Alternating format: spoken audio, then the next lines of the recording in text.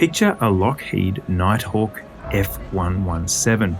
You know, that super angular matte black aircraft that looks like pure stealth in the skies. Now let's take that atmosphere of flat, strong 45-degree angles and put them on your wrist. Ladies and gentlemen, I introduced you to the Ulysse Nardin Blast. But before we go any further, we'd like to blast you with one simple request, and that is to subscribe to Time+Tide and to hit that bell to receive notifications of when our next video drops. Now, the Blast is a collection that heralds lots of firsts for Ulysse Nardin, and there's lots to talk about in terms of tons of considered details. Firstly, the numbers that matter. This watch is 45mm in diameter, but only 11mm thick, so it wears a bit smaller than that, and despite its aggressive stylings and sporty luxe intentions, it's well behaved and comfortable on the wrist. To the point where, with a range of straps to choose from, including black velvet, it is absolutely viable as a dress watch with a difference, as well as a daily scenario. Speaking of the bracelet, the buckle itself has a pretty cool party trick. It's called a self-deploying buckle because as soon as you close one side, it automatically closes the other, which is a new and patented design.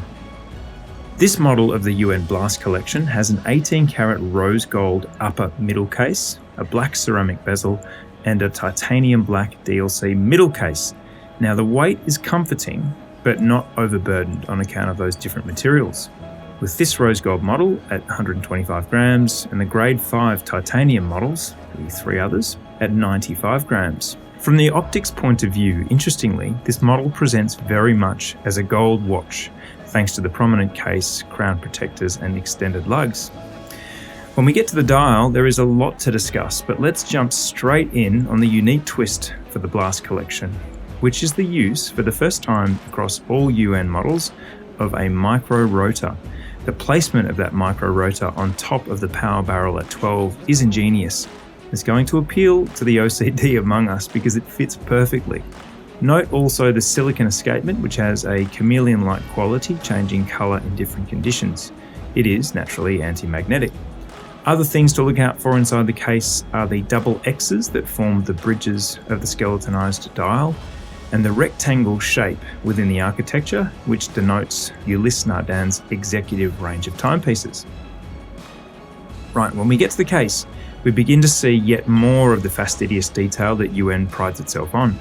When people ask, why do watches cost so much? The answer, like God, is very much in the details. This watch has no less than 5 finishings to be noted inside the case and 3 on the outside.